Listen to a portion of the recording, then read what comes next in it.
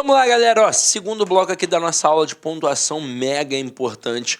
Olha que observação maneira a gente tem aí. Eu já até falei sobre esta observação quando estávamos trabalhando as aulas de conjunções. Mas a gente enfatiza aqui mais uma vez. Então se liga só. A moça veio à festa e logo se foi. A moça veio à festa e o marido ficou em casa.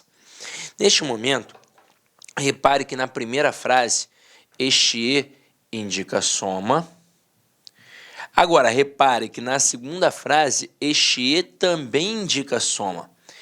Aí, a princípio, nós aprendemos que o ao indicar soma, ele não tem vírgula. Beleza.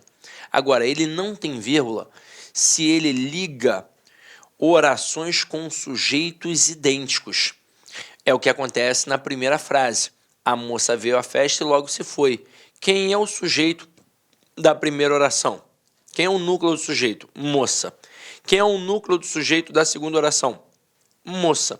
Então, orações com sujeitos idênticos não tem vírgula. Agora, olha a segunda. A moça veio à festa e o marido ficou em casa. Na primeira, quem foi que veio à festa? A moça. Na segunda, quem foi que ficou em casa? O marido.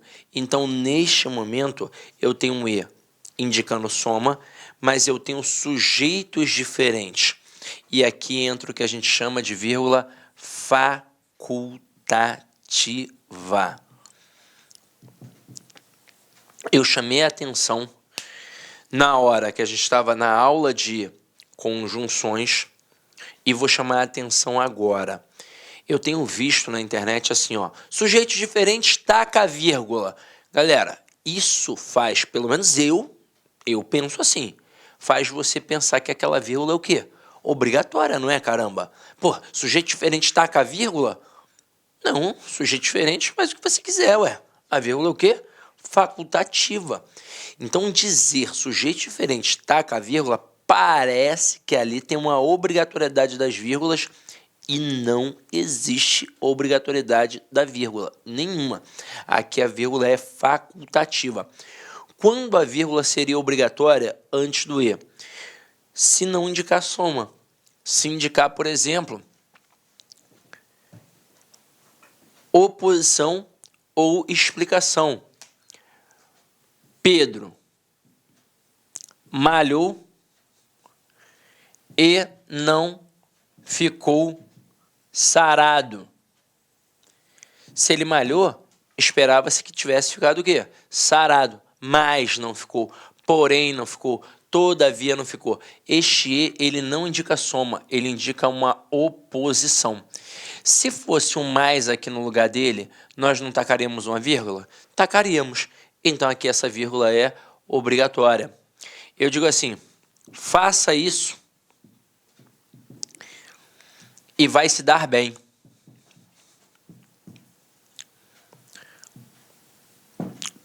Não tem aqui um modo imperativo? Esta outra estrutura não está servindo para explicar? Então este perdão, ele tem valor explicativo. Neste momento entra mais uma vez aqui uma vírgula obrigatória. Então, no nosso material aqui, destacado, eu tinha um e indicando soma nas duas sentenças.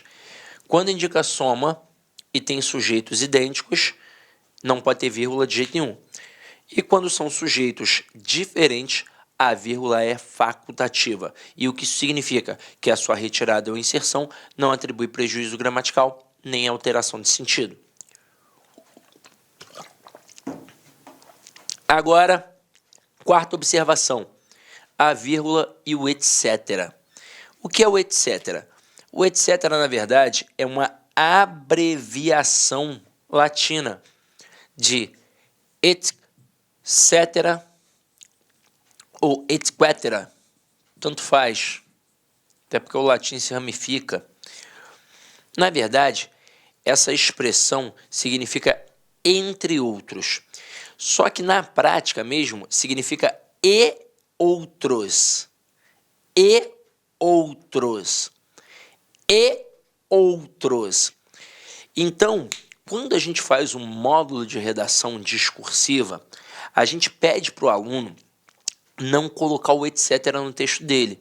Exatamente porque a gente o tempo todo pede para não fazer abreviação no texto. Então, se eu não posso fazer abreviação no meu texto, o que eu não posso colocar? O etc. porque é uma abreviação. Mas caramba, o etc. é uma abreviação latina. Não importa, caramba. Se eu peço para não fazer abreviação, eu não vou fazer abreviação. Aí eu peço para o meu aluno, na hora que der vontade de colocar o etc., colocar entre outros, entre outras, porque aí sim ele vai mostrar que tem mais coisas. Mas também não dá para usar a esmo. Por exemplo, fui à feira, comprei banana, melancia, abacate e pronto, só comprei isso. Aí eu vou botar que eu comprei banana, melancia, abacate e etc. Comprei banana, melancia, abacate, entre outras frutas. Não, eu só comprei aquilo, caramba. Então não cabe o etc., nenhum entre outras. Agora, se eu comprei mais frutas, aí a pessoa, por isso, coloca o etc., mas aí eu peço para tirar o etc. e colocar entre outras frutas. Só que, na verdade, a expressão etc. significa e outras.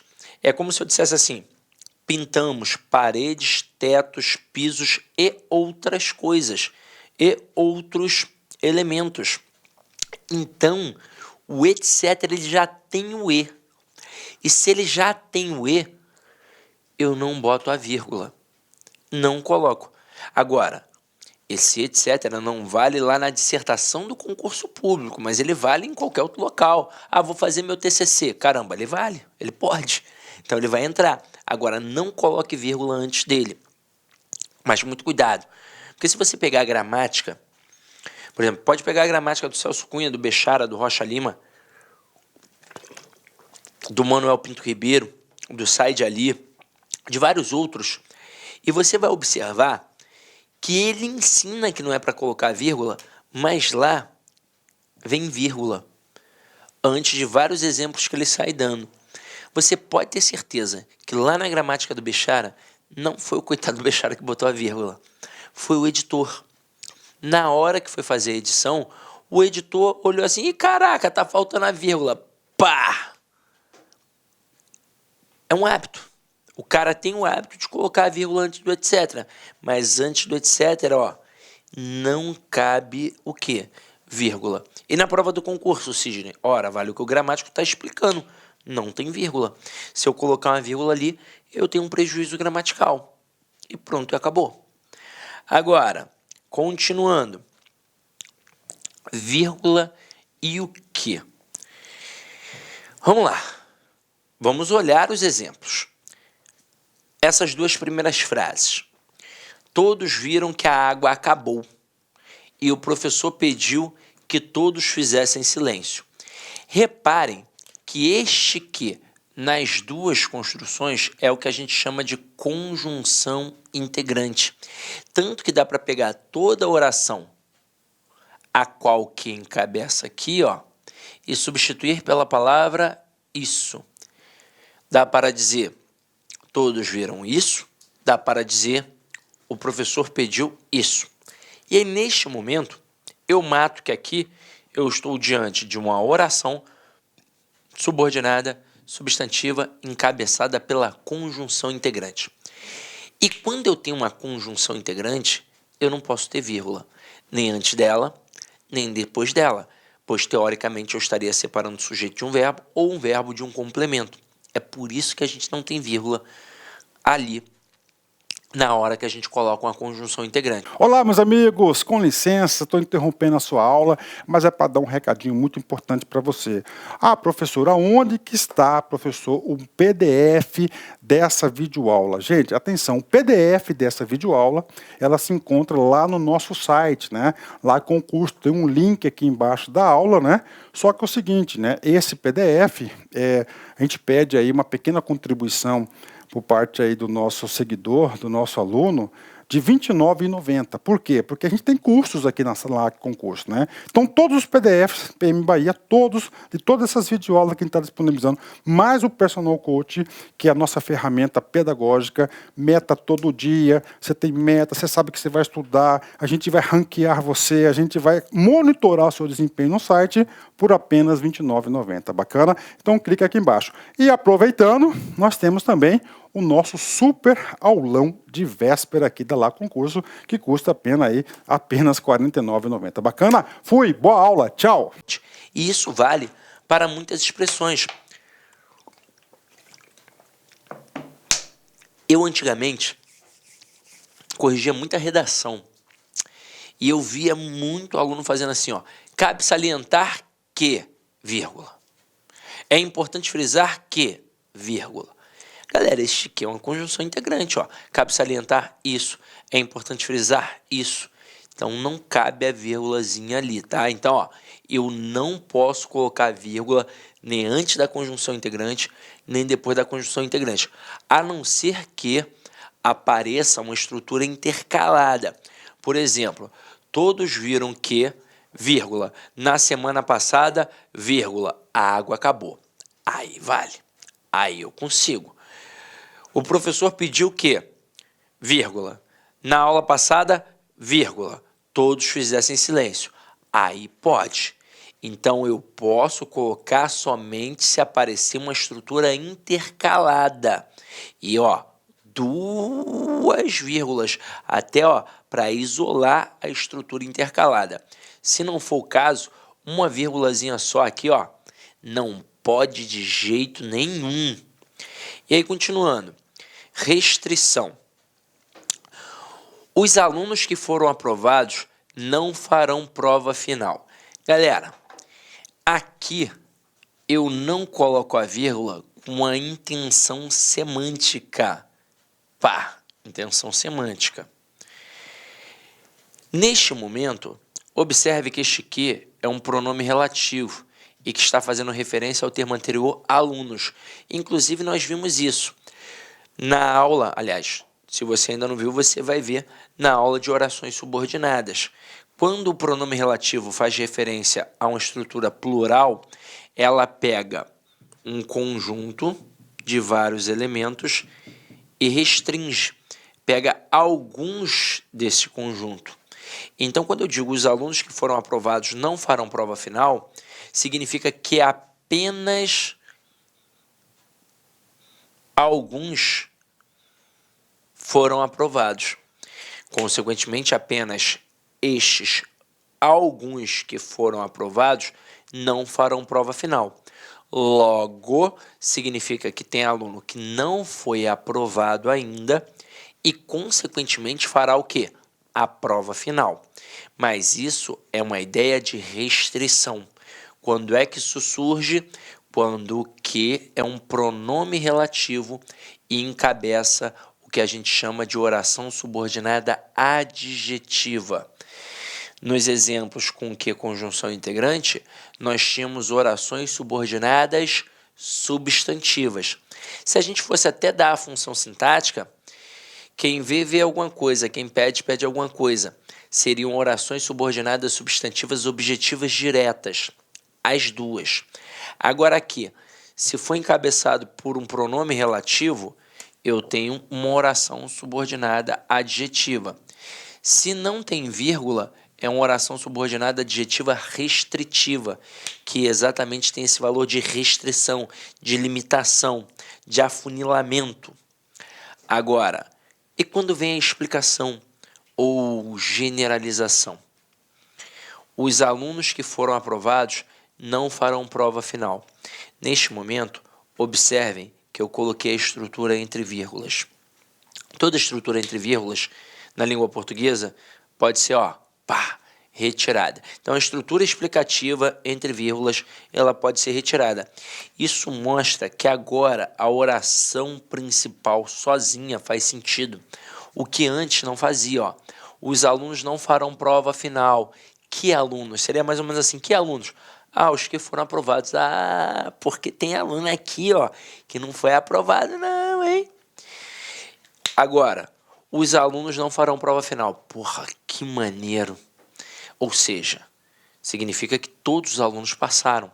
Então aqui, quando eu coloco os alunos, vírgula, que foram aprovados, vírgula, não farão prova final, eu mostro que todos os alunos foram aprovados. Consequentemente, todos não farão a prova final. Isso mostra que não tem aluno reprovado e, consequentemente, também não terá aluno fazendo prova final. Aí, nesse momento, o que eu tenho aqui?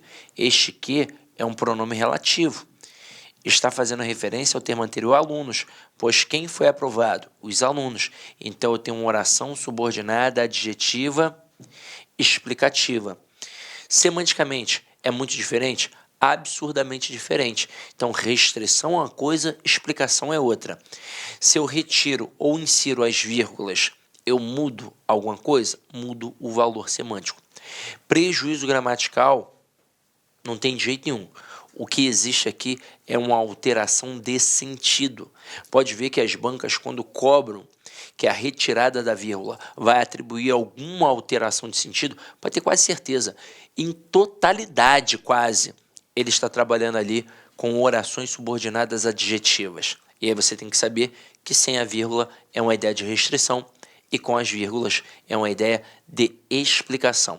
E se porventura perguntarem a função sintática destas orações, não importa se é adjetiva restritiva ou adjetiva explicativa. A função sintática de uma oração subordinada adjetiva, seja ela restritiva ou explicativa, sempre será a função de adjunto adnominal. Ah, mas essa aí entre vírgulas parece um aposto, mas o aposto é a função de um substantivo e não de um adjetivo. Cuidado com isso, tá? Aqui no final, a Terra que gira em torno do Sol é o terceiro planeta do Sistema Solar. Há controvérsias, né? Porque agora estão mudando a bagaça toda, né? Eu passei a minha vida inteira pensando que no nosso Sistema Solar só existiam 9 planetas. Na época até decorei, eu nem sei se eu lembro agora, né? Terra, Plutão, Saturno, Júpiter, eu não lembro mais não. Eu sei que tinham 9, eu acho que eram 9. Eram 9, sim. Eu nem lembro mais, mas eu sei que eram 9 planetas no nosso Sistema Solar. Caraca, agora já descobriram uma porrada, já descobriram que tem um monte de galáxias aí, mas a gente fica com essa informação aqui fajuta que eu aprendi na época da escola, que a Terra era o terceiro planeta do nosso Sistema Solar. Então, nesse momento aqui, ó, tá vendo que está entre vírgulas? Está. Este que aqui não faz referência à Terra? Faz. Então, pronome relativo. Se é um pronome relativo, encabeça o quê? Uma oração subordinada adjetiva. Se está entre vírgulas, significa que ela é explicativa. Até porque essa informação aqui, dizer que a Terra gira em torno do Sol, caramba, é uma informação que todo mundo sabe, né? Então, quase desnecessária. Agora, vamos lá. Deixa eu apagar aqui que ficou poluído visualmente. Pelo amor de Deus, Deus me livre. Vamos lá, ó. Aqui a gente tem uma informação que eu já tinha passado para vocês, mas que eu vou ler agora com calma, para que vocês absorvam ainda mais, ó. Como se fosse um estudo dirigido, tá? Se precisar fazer alguma observação que eu vou fazer, ó. O que é vírgula vicária? O termo vicário ou vigário, como as pessoas estão mais acostumadas, principalmente as que são católicas praticantes, significa substituição, substituto. Disse, por exemplo, que o sacrifício de Cristo foi vicário, pois ele substituiu o homem na cruz, que realmente deveria morrer pelos pecados cometidos. Então, uma vírgula vicária é aquela que substitui o termo na oração, formando aquilo que a gente chama de zeugma. Na verdade é uma elipse, mas aí tem uma distinção entre elipse e zeugma. Elipse é a omissão de um termo que ainda não apareceu. O zeugma é a omissão de um termo que já apareceu. Por isso que a gente chama de zeugma, porque vai omitir, obviamente, um termo que já apareceu. É a substituição de um elemento que já apareceu. Exemplo, João estuda muito, mas seu irmão quase nada. A vírgula substituiu na segunda oração a forma verbal estuda. João estuda muito, mas seu irmão estuda quase nada. E é muito interessante, né, saber de onde surgiu a palavra vicário. A palavra vigário é um processo de substituição, porque ele nos substituiu exatamente no sacrifício. Mas vamos lá, ó. Outras estruturas. A vírgula a gente já domina. Agora vamos dar uma olhada no ponto e vírgula. Separa elementos coordenados que já possuem vírgula. Exemplo, Pedro tinha fome, eu sede. Pode ver que aqui entrou uma vírgulazinha vicária. Ó. Pedro tinha fome, eu tinha sede. Estive na Bahia, que é quente, no Paraná, que é frio, e em Brasília, que é seco. E aí olha só que interessante. Por que aqui entrou um ponto e vírgula? Eu não poderia ter uma outra vírgula aqui, porque aí eu confundiria a estrutura, ficaria muito estranha. Eu poderia aqui ter um ponto. Pedro tinha fome, ponto. Eu, vírgula, sede. Aí poderia. Então eu poderia substituir esse ponto e vírgula por um ponto? Poderia. Mas eu jamais poderia aqui substituir esse ponto e vírgula por uma vírgula. Não daria. Agora, estive na Bahia, vírgula, que é quente. Quem é quente? A Bahia. Então reparem que essa estrutura que é quente aqui é uma estrutura explicativa em relação à Bahia. Só que eu vou continuar uma sequência. Eu vou apresentar o Paraná, eu vou apresentar Brasília, então não posso continuar colocando o quê? Vírgulas, porque aí eu vou confundir quem é a explicação e quem é o próximo elemento, quem é o próximo termo coordenado. Então, por isso eu vou tacar aqui o ponto e vírgula a cada elemento coordenado. Com isso, eu posso perceber que o ponto e vírgula sempre vai separar elementos coordenados. É a famosa estrutura da convocação da seleção brasileira. E agora você vai ver como é que eu estou defasado. Goleiro, tá fácil. Olá, meus amigos, com licença, estou interrompendo a sua aula, mas é para dar um recadinho muito importante para você. Ah, professor, aonde que está, professor, o PDF dessa videoaula? Gente, atenção, o PDF dessa videoaula, ela se encontra lá no nosso site, né? Lá com o curso, tem um link aqui embaixo da aula, né? Só que é o seguinte, né? Esse PDF, a gente pede aí uma pequena contribuição por parte aí do nosso seguidor, do nosso aluno, de R$ 29,90. Por quê? Porque a gente tem cursos aqui na sala de concurso, né? Então, todos os PDFs, PM Bahia, de todas essas videoaulas que a gente está disponibilizando, mais o Personal Coach, que é a nossa ferramenta pedagógica, meta todo dia, você tem meta, você sabe que você vai estudar, a gente vai ranquear você, a gente vai monitorar o seu desempenho no site por apenas R$ 29,90. Bacana? Então, clica aqui embaixo. E aproveitando, nós temos também o nosso super aulão de véspera aqui da Lá Concurso, que custa apenas R$ 49,90. Bacana? Fui, boa aula, tchau! Arel, laterais, Cafu, Roberto Carlos, zagueiro, Aldair, Ricardo Rocha. Eu lembro só dessa seleção, gente, pelo amor de Deus, não me culpe, tá? É claro, vi as outras Copas, mas essa daí de 94, pá, marcou. Agora, se liga só. O que algumas bancas têm feito? Elas perguntam se esse ponto e vírgula cabe numa estrutura subordinada. Não. Resposta não. Elas só podem aparecer em estruturas coordenadas. Então aqui, ó, separa orações coordenadas assindéticas ou coordenadas sindéticas, geralmente com conjunção móvel ou que admita vírgula. Comi muito, passei mal. Ó, comi muito, ponto e vírgula, passei mal. São estruturas coordenadas. Comi muito, ponto e vírgula, logo, vírgula, não dormi bem.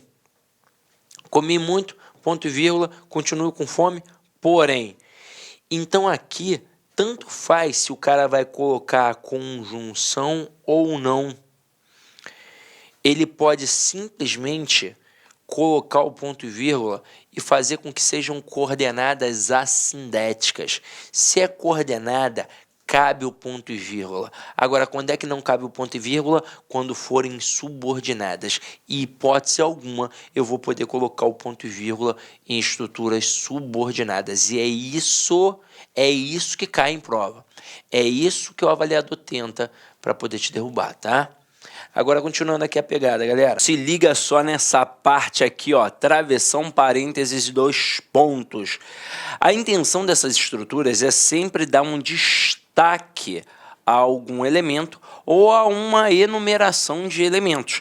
Então, repare o que acontece aqui nessa primeira estrutura. Nós vamos ter 3 blocos diferentes. E aí, na primeira, você vai reparar que nós temos comprei frutas e as frutas que foram compradas, e nós finalizamos exatamente nas frutas. Aqui, eu posso colocar o travessão? Eu posso. Coloquei o travessão. Tem necessidade de fechar esse travessão? Não, porque o ponto já fecha aqui para a gente. Agora, nesse momento, vou colocar parênteses.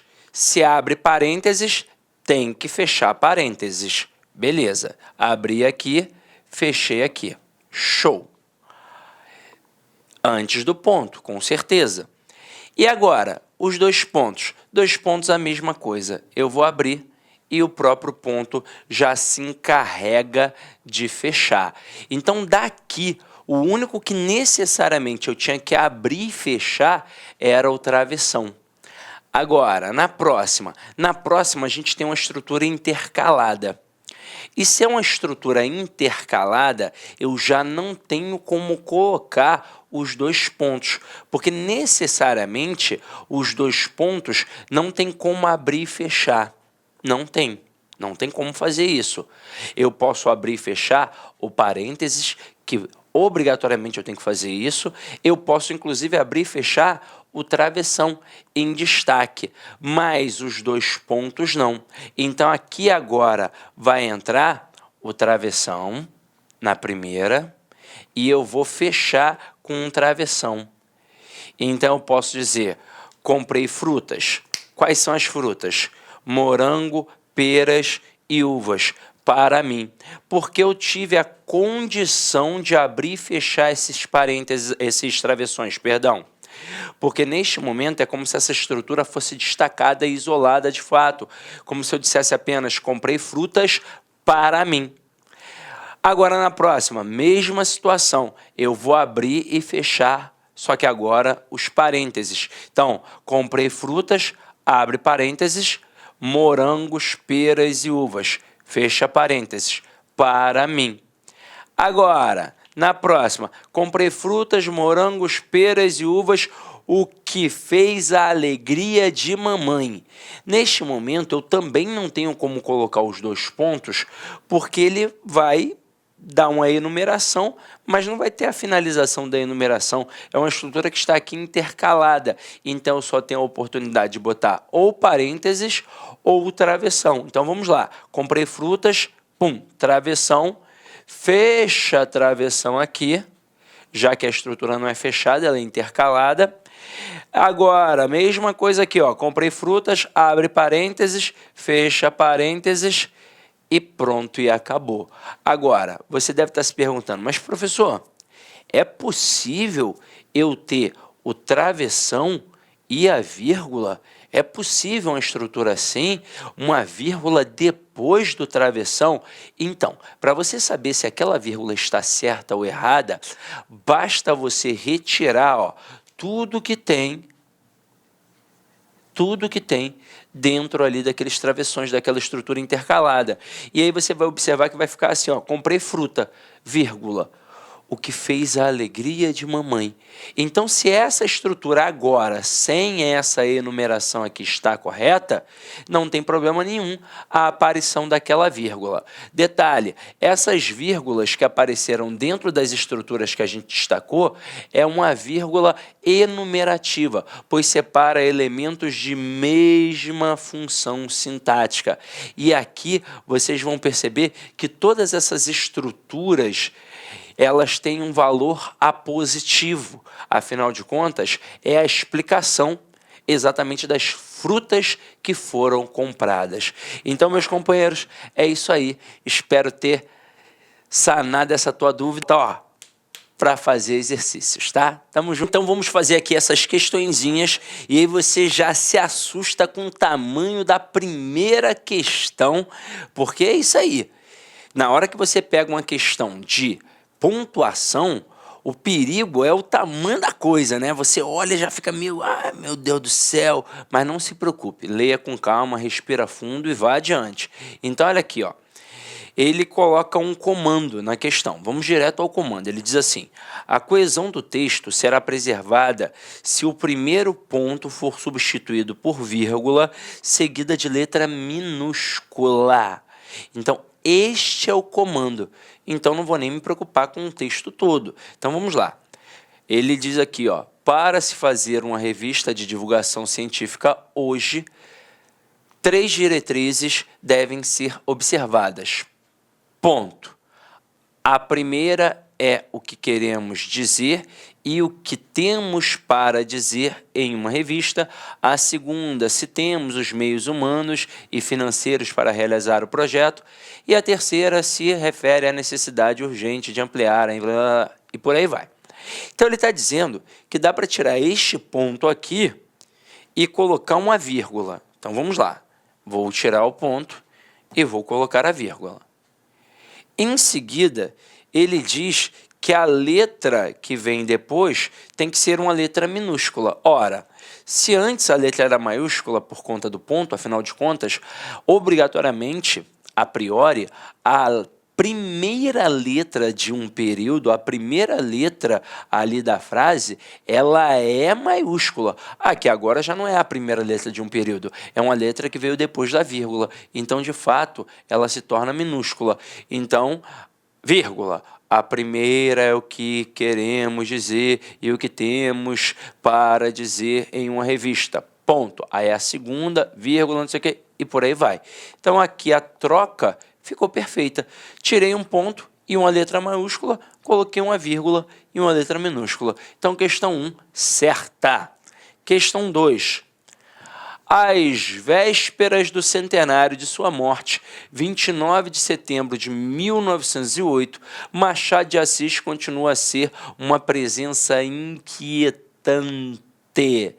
Aí ele diz assim: de acordo com a gramática normativa da língua portuguesa, o emprego da vírgula no primeiro período do texto, antes de Machado de Assis, não tem justificativa gramatical. Galera, isso aqui é o maior adjunto adverbial temporal que eu já vi na minha vida. E aí é o seguinte: o cara, ele não falou de vírgula facultativa nem de vírgula obrigatória. Inclusive, aqui para o CESP, já que essa estrutura aqui é uma questão de CESP, nós temos uma vírgula obrigatória. Mas ele nem falou sobre isso. Ele falou sobre justificativa gramatical.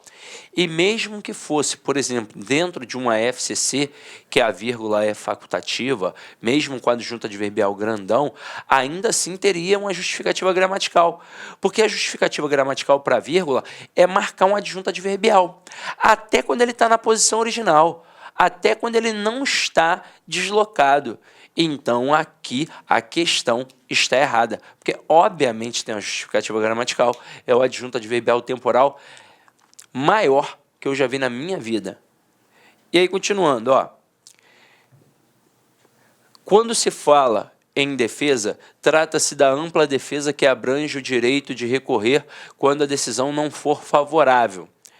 Aí vem aqui o comando da questão. A omissão da vírgula empregada após a primeira ocorrência da palavra defesa acarretaria incorreção gramatical. Aqui, galera. Vamos lá. Como é que começa a estrutura? Com um quando bonitão. E aqui, ó, quando se fala em defesa, isso tudo é uma oração subordinada adverbial temporal. E agora é diferente. Quando eu tenho uma oração subordinada adverbial deslocada, a vírgula de fato é obrigatória. E então, se nós retirarmos esta vírgula, que é obrigatória, vai acarretar de fato uma incorreção gramatical. Então, a questão 3, ela está certa. Vamos para a questão 4. Questão 4, tá assim, ó. Com isso, a partir de janeiro de 2009, a produção terá redução total de 4,2 milhões de barris diários. O emprego das vírgulas que isolam o segmento a partir de janeiro de 2009 justifica-se por tratar-se de adjunta adverbial de tempo. a partir de janeiro de 2009. Sim, uma adjunta adverbial de tempo que é que foi deslocado, mas não precisa nem dar essa menção de que ele foi deslocado. Se quiser dizer, beleza. Se não quiser, não precisa, porque a justificativa já é exatamente por isso. Eu posso ter vírgula para marcar o adjunto adverbial. Então, aqui, a questão 4, ela está certa. Para o CESP, inclusive, como é grandão, seriam vírgulas obrigatórias. Depois, dados da Comissão de Relações Exteriores e Defesa Nacional mostram que a entrada do país resultará em um bloco com mais de 250 milhões de habitantes, área de 12,7 milhões de quilômetros quadrados, PIB superior a $1 trilhão, aproximadamente 76% do PIB da América do Sul, e comércio global superior a 300 bilhões de dólares. O emprego de vírgulas logo após habitantes e quilômetros quadrados justifica-se por isolar elementos de mesma função gramatical componentes de uma enumeração. Sim, ó. Ele vem aqui e coloca: resultará um bloco com mais de 250 milhões de habitantes, vírgula, área de 12,7 milhões de quilômetros quadrados, vírgula, PIB superior a $1 trilhão e comércio, e aí ele só não coloca a vírgulazinha aqui nesse E que marca a enumeração. Então aqui é uma vírgula enumerativa que separa elementos de uma lista, elementos de mesma função sintática, elementos justapostos. Então a questão 5 ela também está certa. Questão 6. As medidas serão anunciadas assim que o novo presidente norte-americano Barack Obama tomar posse no final de janeiro. O nome Barack Obama está entre vírgulas porque se trata de um aposto. O Trump vai ficar bolado, né, com essa questão, mas não tem uma questão com o nome do Trump ainda funcionando como um aposto, né? Tá aqui, ó. Barack Obama não serve para explicar quem é o presidente norte-americano? Então, de fato, é um aposto explicativo. Questão 6, certa. Questão 7 e nossa última questão. Agora, a oposição quer que outros 25 bilhões sejam usados no pacote. O emprego de vírgula logo após agora justifica-se para isolar a adjunta adverbial de tempo. Sim, para isolar uma adjunta adverbial que aqui no caso foi deslocado, porém tem vírgula facultativa. Isso para todas as bancas, até porque é um adjunto adverbial pequeno. Só uma palavra não tem nem o que discutir, adjunto adverbial pequeno, mas a questão de fato está certa. E uma mensagem legal aí para vocês, galera, ó. Humildade não te faz melhor que ninguém, mas te faz diferente que muitos. Às vezes, a falta de humildade reprova o candidato no concurso. Eu vi uma vez, foi um fato que me marcou assim, não foi nem comigo, eu só observei. Foi num curso no Rio de Janeiro, era na época uma prova para a Polícia Civil, e um professor de Direito Penal teve de faltar. Só que a turma já estava lá, 100 alunos. Só que nisso havia uma professora de língua portuguesa que tinha acabado um módulo dela à tarde, a aula seria à noite, e ela estava ali pelo curso. E ela, dos professores que estavam ainda no curso, era a única que não estava com turma. Aí o coordenador chegou e perguntou se ela não poderia pegar a turma. Só que resultado, ela já tinha dado as 7 aulas da turma. Então, que ela daria nessa turma. Eram só 7 aulas. Aí o que ela pensou? Não, beleza, eu pego e faço um simuladão. Faço um simulado com todo o conteúdo e a gente cai ali para dentro para resolver, para massificar ainda mais. Detalhe, esta aula que ela ia dar não iria substituir a aula de Direito Penal. Seria uma aula bônus. A aula de Direito Penal aconteceria num outro momento. Aí ela entrou. Caramba, uma aula que o curso estava dando, era uma aula gratuita. Resultado, 70 pessoas foram embora com a seguinte justificativa. Português, ó, tranquilão. Nós queríamos mesmo, era direito penal. Detalhe, na prova de Polícia Civil, que caiu no Rio de Janeiro, foram só 5 questões de direito penal e 30 questões de português.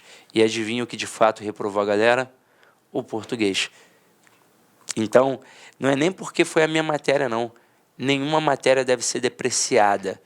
A gente não pode jogar o nosso ego lá em cima e falar assim, ó, isso aí eu já sei, não vou nem estudar e pronto, e acabou. E muitas vezes, pelo que eu percebo, quando o aluno faz isso, é exatamente a matéria que ele não sabe. Exatamente. Eu lembro que há muito tempo, hoje o Rio de Janeiro tem uns cursos fortes em magistério. Há muito tempo chegava o pedagogo formado em pedagogia, aí na prova dele só tinha pedagogia e matemática e português. Aí ele chegava lá e falava assim, não, eu só vim aqui para estudar pedagogia, matemática e português eu sou safo. Caramba, o cara só sabe, na verdade, pedagogia. Pedagogia que ele deveria ser safo porque ele fez faculdade disso. Português e matemática, não venha me dizer que ele sabe não. Mas ele não fazia. Resultado, não passava. Então, gente, não pode dar mole. Tem que ser humilde aí, tem que aceitar que todas as matérias são importantes e assim você vai conseguir ter o objetivo, tá? Avalie a aula, por favor, porque ela é feita de todo o carinho do mundo. Espero ter contribuído significativamente para a aquisição do teu conhecimento. Ide em paz e que o Senhor sempre vos acompanhe. Olá, meus amigos! E aí, gostou da nossa videoaula? Ótimo, bacana. Então, estou aqui mais uma vez para convidar você a adquirir o material de apoio aí. A gente está pedindo aí uma contribuição simbólica aqui da Lá Concurso por R$ 29,90, né? Todos os PDF, mais essa metodologia aí fabulosa do Personal Coach. Eu vejo que muitos alunos não conseguem ter alta performance porque não conseguem elaborar um plano de estudos, né? Uma sequência coerente, prioritária. Ele vai se perdendo no conteúdo. Então, o Personal Coach vai te ajudar bastante nisso por apenas R$ 29,90. E, claro, a chamada daquela cerejinha do bolo que vai coroar a sua preparação para esse concurso inédito aqui da PM Bahia. O nosso super aulão de véspera, tá? Aqui estão os professores aqui, já estão todos eles contratados, combinei com todo mundo já, 30 horas, né? Cada professor vai gravar blocos de 30, por exemplo, vou pegar aqui o professor Edenilson, né? 2 horas, então ele vai ter 4 blocos aí, tá? 4 blocos de 30 minutos, né? Isso aqui não será disponibilizado no YouTube, será lá na nossa plataforma do Lá Concursos, um link está aqui para você fazer a sua inscrição, né? Por apenas R$ 49,90. Tudo bem, gente? Então, um forte abraço, espero vocês. Tchau, fui! Clique lá.